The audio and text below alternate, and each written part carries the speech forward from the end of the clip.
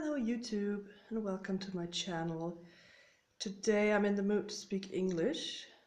Well, not only because many of you guys actually have their channels in English, even if you are not English or American or Canadian or whatever. Well, I really like speaking English because English is a beautiful language with so many words, and the reason why I was a bit shy to speak English before was that, I don't know, English has about 3 times as much as words as my mother language, which is German, and you need to be really careful sometimes which of these many words you use. So well, anyway, I really like English, and I like learning new vocabulary and new expressions and everything, so I just thought we'd do this in English today. We will see some blooms of my collection today, and it's just such a dull day outside, and I just want to sort of indulge in my blooms a little bit. So I hope you enjoy this. Okay, so the first blooms we will look at today is a plant called Phalaenopsis deliciosa. It used to be called Kingianum deliciosum, but I don't know, they just changed the name. So, well, any of you knows what that means. This has been in bloom actually all summer, and it's sort of in its last well, whatever. And I just want you to look at these beautiful little flowers. So here comes my shadow, and that's a little bit bad. I try to get this in focus. So these flowers are really, really tiny and very delicate, which is probably why it's called deliciosa.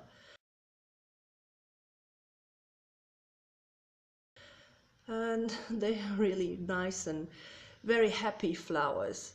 So they really make me happy, and they made me happy all summer long. I have a second one of these plants, and that one bloomed the first time for me this year. So these are really highlight lovers. Well, highlight as in a shaded southern window, and they do like good moisture because in nature they grow sort of where rivers flow, and they grow at the banks of the river where there's always a little bit of humidity in the air. So yeah, really nice and happy flowers, and they are not fragrant, which is really not a problem, I think, because they are so nice. Look at them. Ah, beautiful. Here we are with the second plant. This is a Paphiopedilum. This is Paphiopedilum maudiae and Bankhouse, so which is just the clone, the particular clone of that. And I can't really take credits for this flower because I bought it when it was in flower. I think they're just gorgeous, these Paphiopedilums. Unfortunately, I'm really bad at growing them, and I hope I won't kill this one. So right now I have it in sort of intermediate light, and I try to keep it moist all the time, which is what they say. And I had a lot of issues in the past with Paphiopedilums. Yeah, that was rot, and then they just stopped growing, although I think they really grow slow. So that might not have been the issue, but I kind of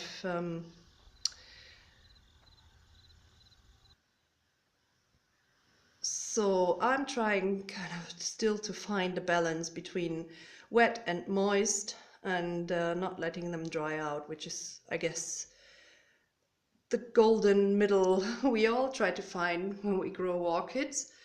And just look at this beautiful green flower. I think someone told me that these are albinos or like an alba form of something. I mean, they are probably really complicated and complex hybrids, but I don't care. It just looks fantastic and really awesome. And I hope I get this through winter and get it to flower another time, because it still has a couple of new growths, which is really nice. I was really happy when I found this plant because it has new growths, and so I just thought I might keep on trying with those guys.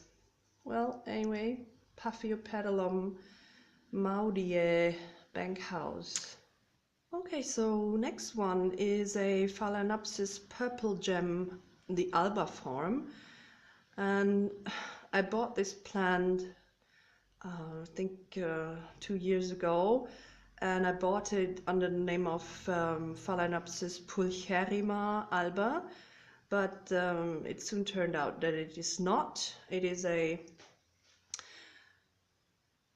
purple gem alba form, and people in my orchid forum told me that this is quite common, at least here in Germany, because somehow a lot of nurseries, and it's not only one nursery, but a few nurseries got a shipment of an import, and those were sort of falsely, the tags were wrong on that one, and then all of these plants were sold as pulcherrima albas, and they are not.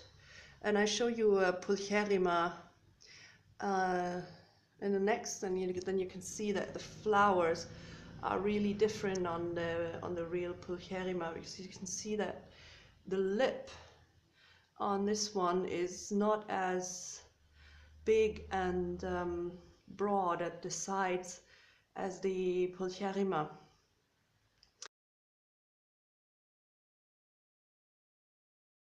So it's quite easy to sort of find out it's not, and it's a cross. It's actually a hybrid. And anyway, these are really nice anyway. So, and has another flower spike here, which is in bud. And this is a plant I divided in spring, and one piece I planted in rocks, actually. I mean, it was pumice, I think. And the other one I just kept in a vase just to try out a little bit of hydroculture. And I made my little own hydroculture here. I think Rachel from Gardening at Duenza called it semi-hydroculture, something. And which is just, I just have it in this vase, bare rooted. And then I just put some water in and have it soaked for about 2 days, and then for the rest of the week it's dry at the roots. So I'm really not keen to risk root rot, especially in my climate, which is not very dry, especially now in autumn. But this very vigorous plant is growing, and it likes to produce keikis a lot. I have another keiki in the other room, and this one is growing as well. And so yeah, so Phalaenopsis Purple Gem alba. And it used to be called Doridus, of course, but yeah, now it's Phalaenopsis. So whatever, very pretty flowers. And with a little bit of yellow on this, and really nice, I like it. Okay, and so here, this is the Doridus pulcherrima, or Phalaenopsis pulcherrima, whatever you want to call it. It is pulcher, which is Latin and means beautiful. It's very beautiful, or actually pulcher means pretty. So, and it is very pretty. And this one is also a little bit peloric. I hope you can see this. I don't think this is in focus very well. Oh no, that's better.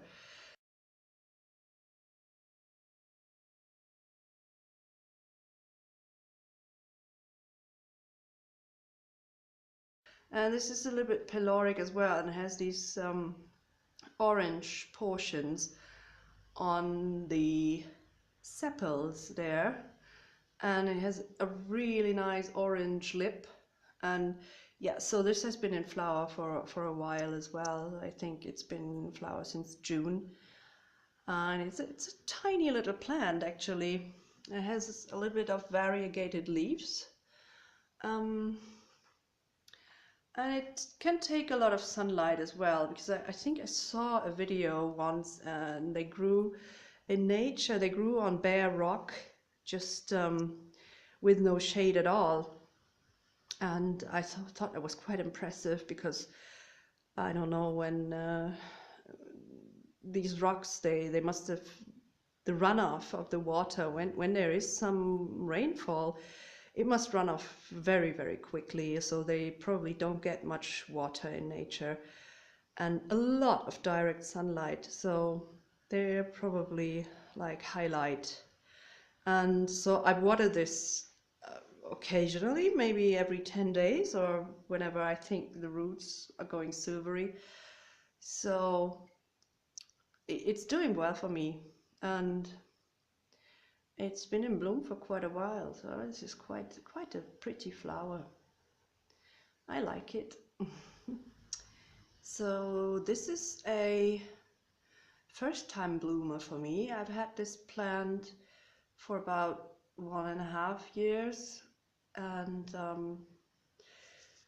it's called, I'm gonna have to read the tag because it's some kind of a hybrid, and it's here it says Orchideenblüte, but it's probably a Phalaenopsis now anyway. But it's called Tying Shin Blue Jay, and Tying Shin is a hybridizer that is quite well known for its really beautiful Phalaenopsis hybrids. And this one is actually, it's a bit off already, so because it's been in bloom for a while, but it has another flower spike coming here.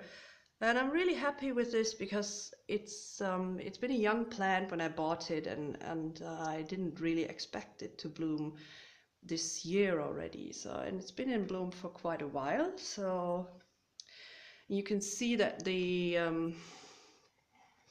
flowers they have a little bit of a peloric trait on them, which is pretty nice, and probably typical for Orchideenblüte, or what used to be Orchideenblüte, or Doritis, burritos, I don't know.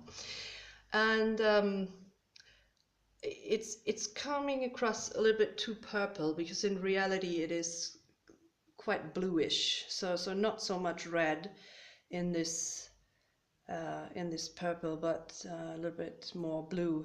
And it's a really nice plant, and it's very vigorous grower. It's growing another leaf right there, and it in my care it produced this leaf and this leaf, I believe. So it was it was a young plant, but it did quite well here on the southern window, and I think but it is shaded by other plants, so it's not really in direct sunlight so much, but it receives a lot of light, as actually all my plants do, or I like my plants have a lot of light. So yes, Orchideenblüte or Phalaenopsis Tying Shin Blue Jay. Very nice.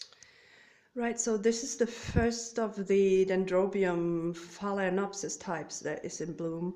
I have some others that are in spike right now, and actually I have quite a few of these plants, and I had a little bit of trouble with them, because last summer, so not this summer, but summer 2016, I put them all outside, and they really didn't like that.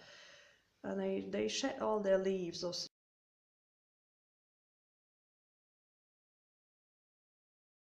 or most of them shed all their leaves, and then they took quite a while to recover. And this one is the first that's in bloom, and I have some 2, 3 that are in spike right now. I'm looking forward to see the blooms, because then I can also identify which one it is. So this one has sort of purplish, bluish flowers, and I think this is probably what Miss Orchid Girl identified as blue happiness. This was an IKEA purchase, and it's probably that one that she found. I think she found it at Colin Orchids, and yeah, very pretty. But I have to say, when I bought this last spring and it was in flower, the flowers were more bluish, and now they are, I mean, on screen they are turning out really purplish, but they are not, as always. So it's a little bit, in nature or in real life, it's a little bit more blue, but I remember them to be more bluish. So I was wondering what was done to them to have this blue flower, but I don't know. So anyway, this is how it blooms for me this year, and I'm really happy that it made a good recovery. This is actually one of the ones that wasn't as bad, because it still has some leaves and it grew some good new, but these are a little bit finicky ones, I think, because they need a lot of light and they need a lot of moisture, and but not too much. And well, anyway, it's just what it is with every orchid, I guess. Not too much, but a lot. And yeah, you have to just find your golden middle with every plant you have. And this is the star of my collection. This is my absolute favorite orchid. This is Phalaenopsis Samera, and it is a cross between Phalaenopsis violacea or violacea and Phalaenopsis bellina. And I don't know, this is just such a beautiful orchid. I love it. Ever since she moved in, I regard her as the most wonderful orchid that I ever possessed. And she bloomed for me this summer, only with one bloom, but anyway, it's just worth the wait ever, because the flower is just so, and she's my avatar as well, because she's just so beautiful. And the flower is just gorgeous, and the scent is so hard to describe scents. And I don't know, I use Chanel number 19, and it is just like that. It is, I believe when they created Chanel number 19, they smelled a Phalaenopsis Samera. So pretty, so beautiful, and I'm collecting a number of Samera variations. You have also blue varieties, which are crosses between the Cerulea forms, and I have another one with the Cerulea in its parentage, and I'm waiting for it to bloom next summer because it's a young plant and I still have to wait. So, but anyway, this is the jewel, the crown jewel of my collection, Phalaenopsis Samera. So beautiful, and the scent is heavenly. And here we have a species orchid. This is Phalaenopsis cornucervi, And I have a video of this, like a time-lapse video when it opens this first flower, and that was, I think, about 2 months ago, and I'm really happy that it opened another flower for me. So very nice and very scenty, so they smell of it's very hard to describe, but it smells a little bit like chewing gum, really. Fruity but minty at the same time. I don't know, it's always difficult to describe fragrances, isn't it? But this one is first time bloomer as well, so I was very happy to have these 2 flowers this year. And it grew this flower spike since, I think, the early spring, and it took a long time, and then it also took a long time for it to open the flowers, and so it was a little bit of a patience act. So, well, I needed a lot of patience. But anyway, this is still flowering for me since about 2 months, I guess, or maybe 1.5. I not quite remember, and I don't make notes. So this is a cross actually between 2 of the species plants. So this is Phal Cornocervi 4N crossed with Cornocervi chataladae, and Cornocervi 4N is not, as 4N does not mean it's a special clone. I learned that in my orchid forum, and they told me that 4N just means they have they are tetraploid, which means they have 4 chromosomes. Well, it's like sets of chromosomes in each cell, and that makes them a little bit more, vigorous, I guess, and the flowers are sometimes bigger, and they also last longer, as far as I read. And chataladae is a very dark red form of the Cornocervi, and that is a clone, I believe. I'm not quite sure whether it's a clone or a variety. I think a variety. And so yeah, this is quite nice. Okay, this was what I had in flower today, and I hope you enjoyed this. Goodbye. See you next time.